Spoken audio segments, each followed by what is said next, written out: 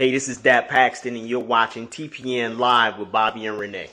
Hi, my name is Ebony English, and you're watching TPN Live with Bobby and Renee. What's up, y'all? This is Brian G. Thompson, and you're watching TPN Live with Bobby and Renee. Hey guys, this is Angelica Pugh, choreographer and actress, and I am watching TPN Live with Bobby and Renee. I actually do like the channel. They didn't pay me to say that because I'm under TPN management. I'm watching it. It's good. It's good. You like it too. Hey, I'm Natia Nicole, and you're watching TPN Live with Bobby and Renee Peoples. What's up, everybody? It's your boy Jamari, aka Mari. Look, I want you guys to like, comment, subscribe on these videos, and make sure you share it with a friend. You are now tuned in with Bobby and Renee Live. I hope you guys enjoy the show.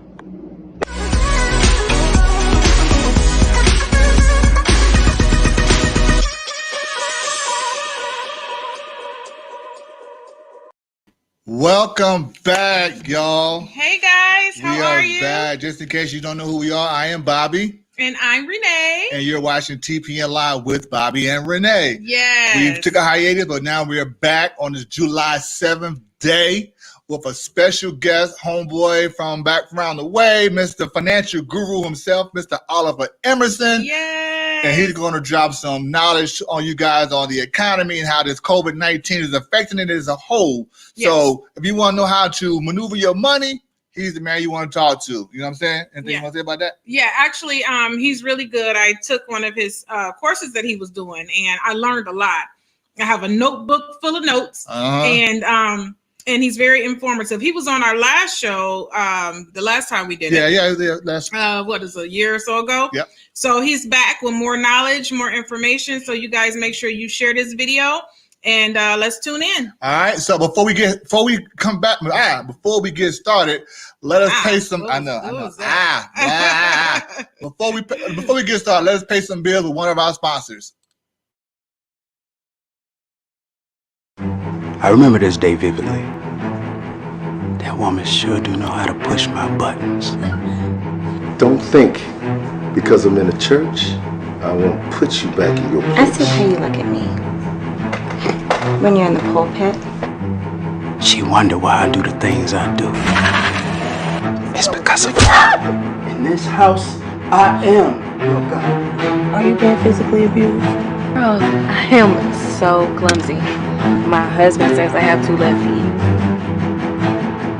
You know this can ruin your reputation at this church.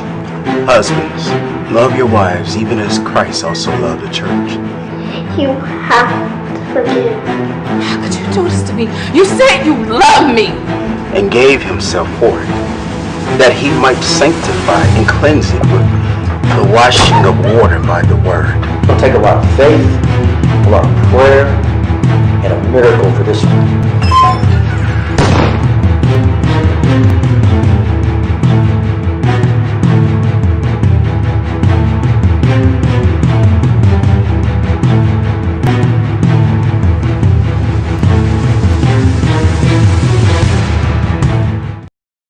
Whoa, okay. Y'all make sure y'all go check that out.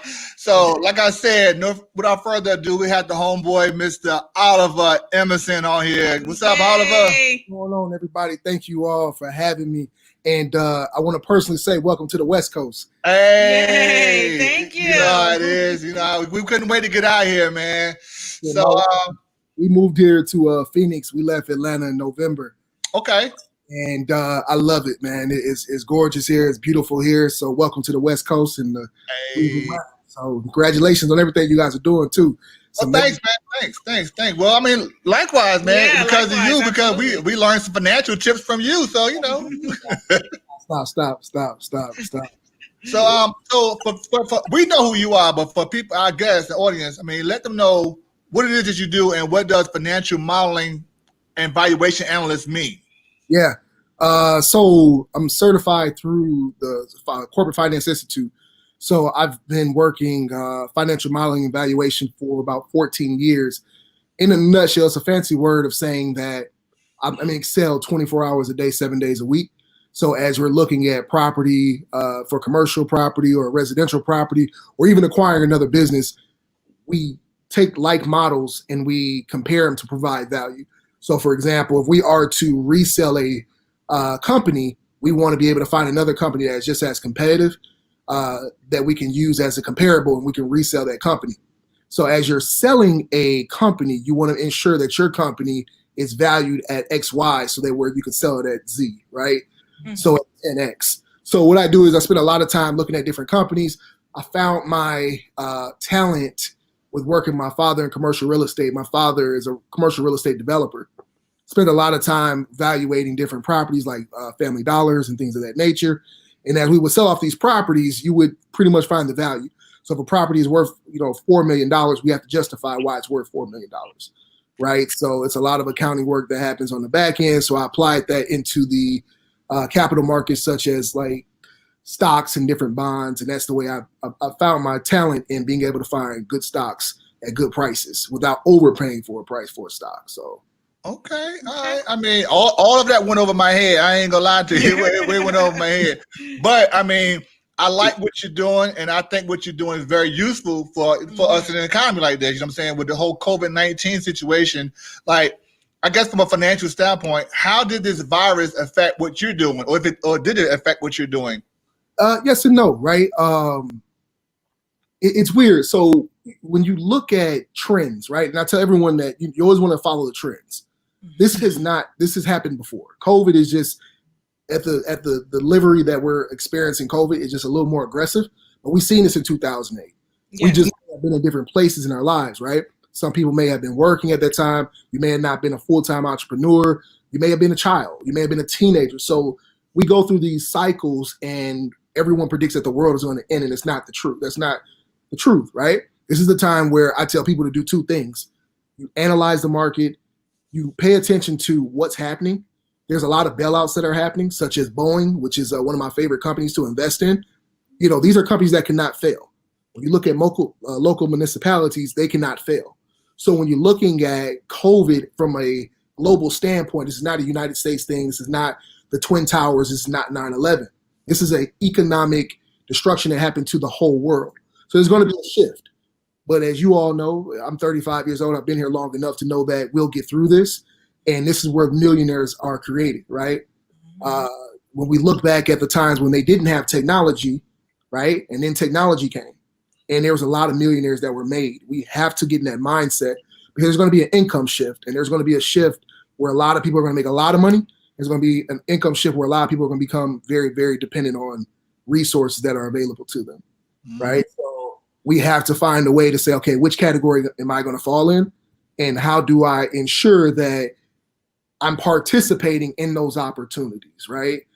For me personally, this is a time where I was really, really aggressive with buying stocks. Now I'm kind of taking my time and I'm saying, hey, I don't see opportunities right now. The market is going to continue to fall. And as I know it's going to continue to fall, I'm holding on to money. A lot of great opportunities, but I'm not confident in the market just yet. Maybe 2021 things will turn around, but right now I'm just not really confident that the market is going to swing back until either we have a vaccine or we have a lot more confidence in our global economy. So now you said the vaccine. Now, obviously a lot of people are scared to take the vaccine. So with that being stated, I mean, do you think that might hurt the chances of people want the vaccine and then also having that, I guess, foundation for investment and stuff like that? I mean, would that be a problem, you think? Well, here's the thing about the vaccine. The most important thing to remember about the vaccine, it's we have to get what we call in the market, we have to get buyers to feel comfortable spending money again, right? Normal life, look where we are. I'm in my bedroom recording this, right? You guys are usually in the studio somewhere. So people are afraid to communicate. They're afraid to be, around one another. And that's a big business. We're talking NBA, we're talking NFL, we're talking contact sports, right? Where a lot of money is circulated into these arenas, even when it comes down to the way we view the world, the way we go to the store, we go to the mall, right? So when you're looking at, this as a economic crisis, first thing is the vaccine is going to get people to adapt, but people are still going to slowly spend. In a good economy, people are spending money. In a bad economy, people are saving money. And that's what we're doing right now, right? It's hard to buy a home. It's hard to buy a car. People are afraid to spend money. So the vaccine, to me, I think is really just a Band-Aid on the economy, saying, hey, we have something that can work, but it's not going to get people to want to spend money again. It's not going to get people comfortable. My daughter is not going to daycare. My son's not starting school. Like, we're scared to spend money. And that's the most scary thing other than this COVID-19, if you really ask me. So so I guess when they gave out the whole stimulus check, I mean, the whole $1,200 and all that stuff, like, wasn't that supposed to kickstart things? I mean, how do you feel on that situation? Yeah, and I personally, not to get into politics, it was well overdue. I believe that the bigger conversation that should be had is that we have a huge debt deficit. I was just reading an article right before we got onto this call that we have $600 million that are sent out to small businesses for recovery, right? That's a lot of money. Where's that money coming from, right? So we have to look at it from a standpoint of there is going to be a wealth gap. People receive that $1,200, but that was 1 month's groceries or rent. Right. Like who really seen the stimulus check really stimulate the economy? Right. Okay. So if it was a situation where it was some extra money for people, yeah, what would be your opinion on how to make that $1,200 work for you? No, here for me personally, I think the best thing is to save. If I'm living paycheck to paycheck, the most important thing right now is saving. We find ourselves doing unnecessary spend. And I was having this joke with my wife yesterday. I said, we now see how expensive it is or was to go to work. Mm-hmm. When you go to work, right? Like, you would go to work to get a paycheck, but you're eating up a paycheck, you're burning gas. It was expensive to go to work, right? So all they gave us was a paycheck in our pockets. Most people make, I would say, $1,200 every 2 weeks, right? That's the average person, right? So that paycheck should have been saved. And I think saving that for a rainy day and then adding on to that, I think would have been great. But I think that this country has a bigger problem right now, because what happens is inflation, meaning when prices go up, like the cost of milk and gas and bread, and you don't really realize it. You just look at the end of the week and say, damn, I paid all my bills, but why do I only have XYZ dollars? Right. Well, because 5 cents went up on gas, 10 cents went up on milk, and you're just looking like, I just don't understand it, right? So for me, I'm telling everyone that, all the money that you have, you should be saving. If you're not an investor, that's fine. Save, because there will be another bailout. We need to get past this political president election. We need to get past that, right? The economy is not going anywhere. There's going to be a new world after this in 2021. So we need to get mentally prepared for that and be ready for that. And what does that look like? Are we working from home from now on? If that does happen, we'll have a lot more money in our pockets, right? So we need to be able to look at that and say, okay, get into the mindset of how do I save as much money as possible?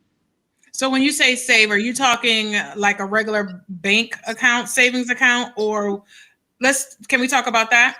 Love that question. Renee, so I've always had a discipline where we take, it's called a DIS, D-I-S. I think we spoke about this last year, right? Any extra income or any bonus type of money that you receive, 33% should go towards a debt, 33% should go towards an investment, the other 34% should go towards saving, DIS. Very easy to remember, right? Yeah. Debt is our biggest problem. It is literally the biggest problem that we have in the United States. A lot of people are carrying student loans and car payments, student loans, car payments, and mortgages that they really can't afford, right?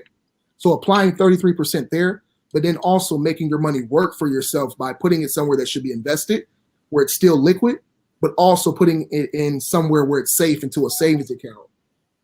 The other thing, Renee, I'm really glad you asked that question, is because I really want all of your listeners to remember one thing. There is no greater, every household should have no more than $10,000 in liquid cash. Everything else should be invested. It should be paying off a debt. There is nothing greater than $5,000 or $10,000. If you blow a tire, it's not going to cost you $5,000 or $10,000. Child gets sick, it's not going to cost you $5,000 or $10,000. We have to look at the way we view money. My wife and I don't keep more than $10,000 in liquid. Everything else is invested. It's savings. It's somewhere. There's high yield savings accounts for those who say that I don't want to put my money in the stock market. Well, instead of getting 0.0001%, you can actually get a 2% return on a high yield savings. And 2% adds up, right? And it's somewhere that you have the liquidity. You can pull that money. You can take that money if you need it. But at least you know that your money is working. all money should be working. The mechanics of money should always be working. Right. So when you say a high yield savings account, like what are some of the suggestions? Like what would you recommend? Yeah, I always do a simple. There's a really great website called Nerd Wallet. Mm-hmm. Okay. It's a really great website, Nerd Wallet. They rate really great articles, quick reads. They put out a list once a year, maybe twice a year, of the top best credit card companies, the top best business accounts. And a lot of times they'll also tell you like, hey, if you get a Bank of America checking and keep $300 in there, they'll give you $300 in 90 days.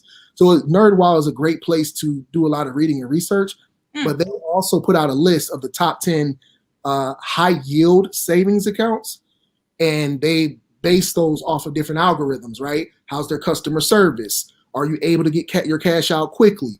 Who pays the most money? You know, it's competitive, 2%, 1%, 1.5%.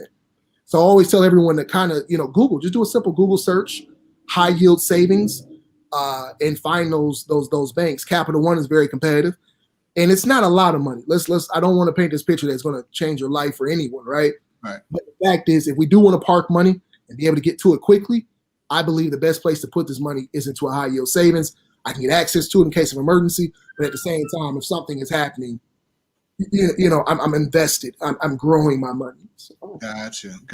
Now I remember when we talked last time. You told us about the Robinhood app. Yeah. Which we jumped on. We jumped on not right when you told us, but we jumped on it eventually. I made a few dollars. Be honest with you, I made a few dollars with my investment, but also just ask people to subscribe. I made money too. Nice. Do you still think Robinhood is a good place for investments and stuff like that?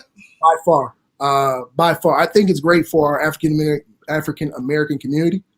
The interface is just remarkable. The only thing I would change about Robinhood is that you can only watch one account. They're now offering fractional shares, right? Yeah. You're not wanting to buy or cannot afford Amazon, right, which is almost $3,000. Right. You let me buy a piece of Amazon. So every time Amazon makes money, I can make money alongside with Amazon, right?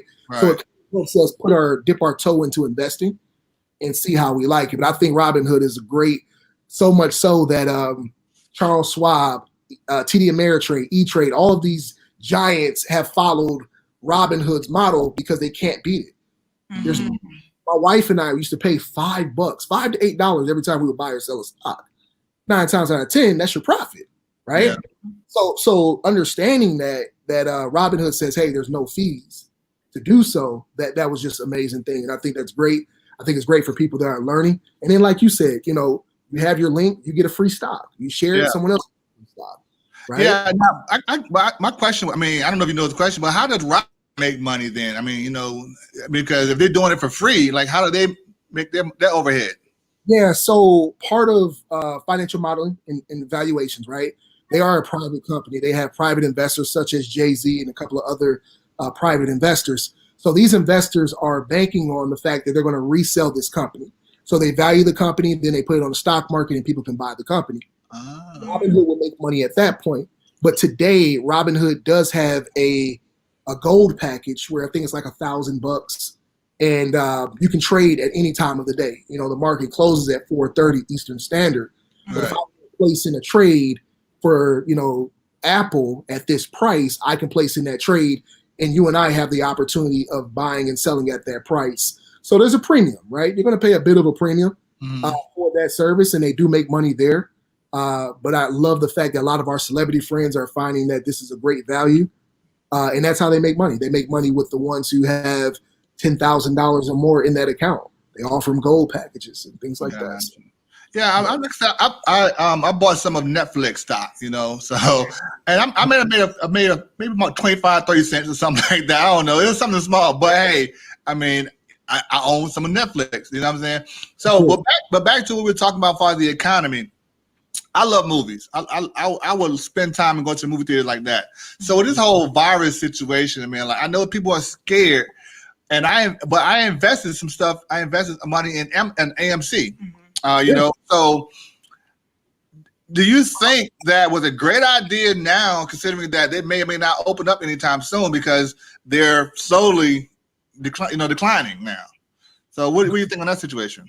I mean, that's tough. I mean, it's really tough.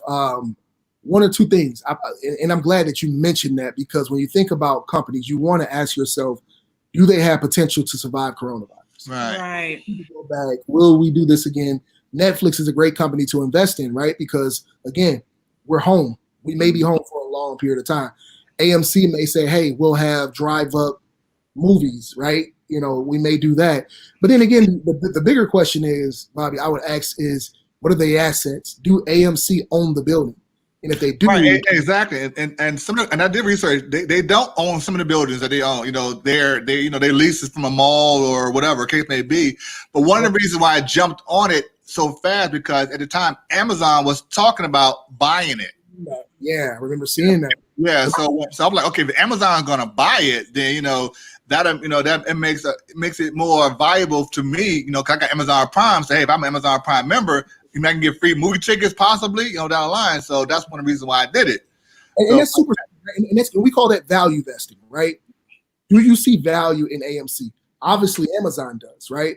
That you have the perfect mindset for an investor. Okay. Do you see value? If someone else has value, and that's all that you got to remember, the stock market is literally a place where buyers and sellers meet. Mm-hmm. It's a fancy word of saying, hey, I have something of value and I want to sell something of value. Where do we meet? We meet at the stock market. Amazon said, hey, there could be some value in these AMCs. So do I think Amazon's a great buy?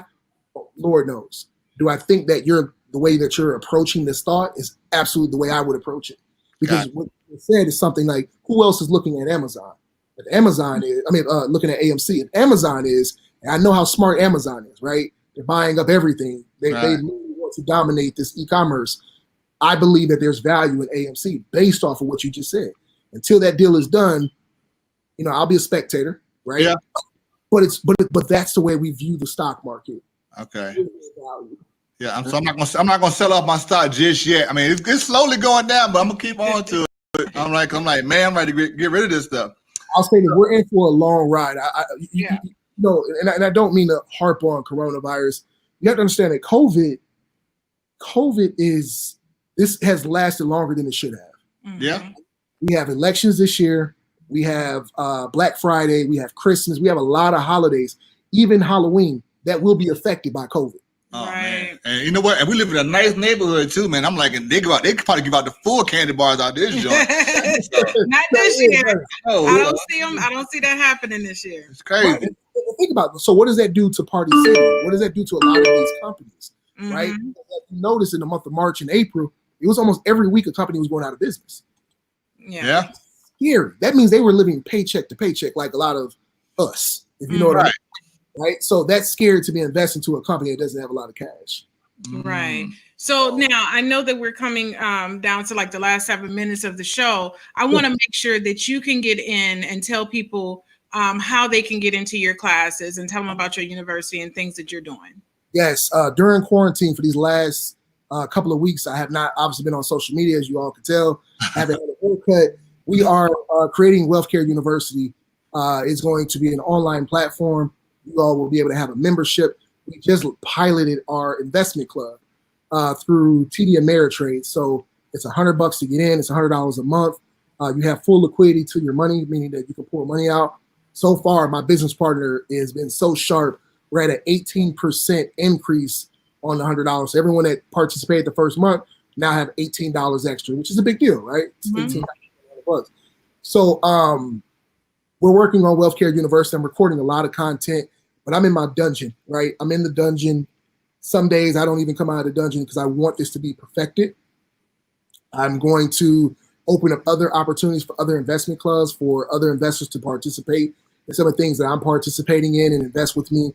But we really want the education to be out there. I've hired some of the best mentors and teachers to be able to teach our students about finance as a whole. But University of Wealth Care is it's coming Labor Day. Labor Day, we will be launching Labor Day, and I'm so excited, you guys. You guys have no idea. I have not worked this hard on anything in a long time, but I think that you guys will be very pleased when it comes out. And I'm just super excited about it. Like I said, I have not had haircuts. I'm literally, like locked in, like how you all, when you guys do movies, I'm locked in. Yeah. Right. So I'm super excited about it. And they'll be available, like I stated, Labor Day is our launch. Okay, now we got the website, the Facebook page up top. So it's facebook.com/wealthcareu for those who want to, go check it out and get more in-depth information and, possibly sign up for it. As you can tell, Oliver knows what he's talking about. You know what I mean? The man is brilliant. And I know, like, are you still offering the class like you did with my wife that time? Like, those. Yeah, once I get past, so we were calling it an open house, right? Okay. So WealthCare University and our open house, the first thing we're going to do is we're going to open it up and I'm going to offer my stock class for free. Okay. I want people to get familiar with my teaching style. I want people to get the basis, so therefore they can enroll in other classes, right? So yeah, I'm going to provide that class for free during our open house week. So therefore people can get familiar with the stock market and understand the way valuations work, and they can make decisions if they want to continue to be a student or not. We're also proposing 4 conferences, right? So there are going to be 4 conferences a year. One is going to be on investing. One is going to be on credit repair, real estate, and then a side hustle. So every 3 months, you guys will be able to say, hey, we're diving in for a full weekend virtually and learning everything about credit repair, everything about, a side hustle if I want to make more money, right? So we're really providing a lot of value with saying, hey, we really care about our students and we want our students to have everything. So when they leave us, rather if it's in 12 months, you guys are equipped and you can have these conversations like we're having today and not feel clueless, right? So, nice. Love it. We're definitely, I mean, we said it before. So when you guys launch, we're there. Yep. Yeah. We definitely, and we also, when you guys launch, we want to bring you back onto the show. Maybe you and your partner.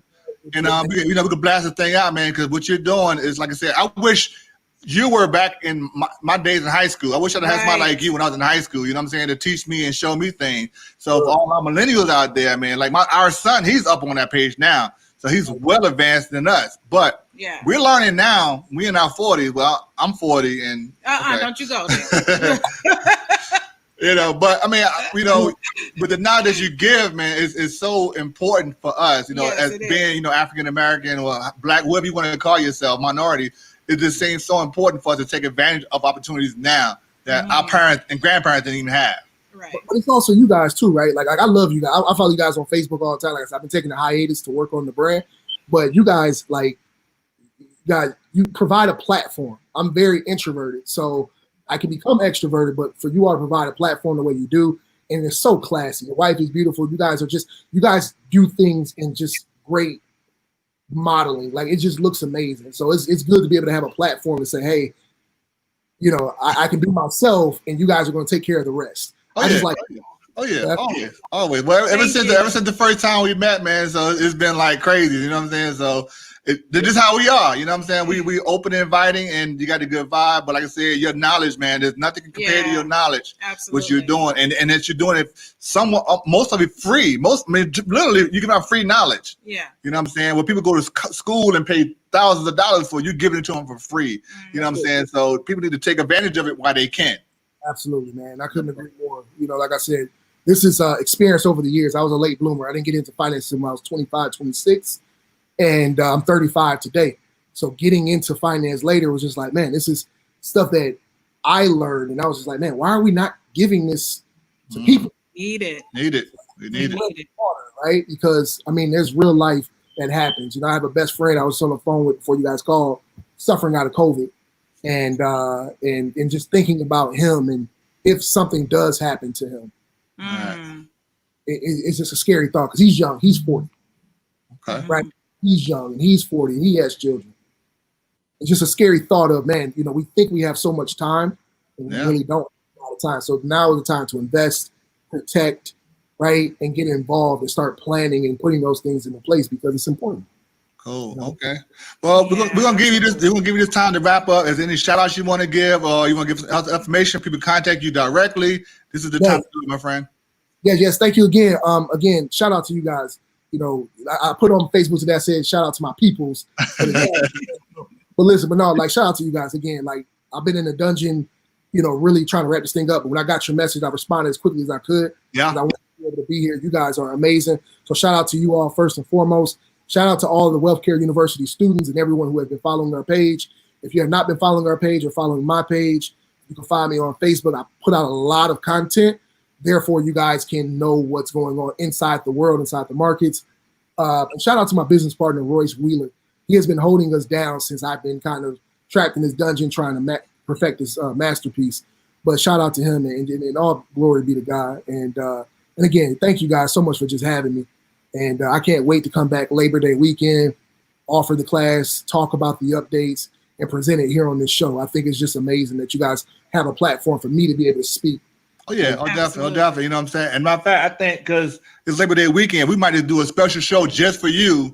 You know what I'm saying? Because we do it on Tuesday. So, we don't want people to miss the, the opportunity. So right. we got to do a special show. Timing, we're going to do it for you, brother, because we love what you do. We respect what you do.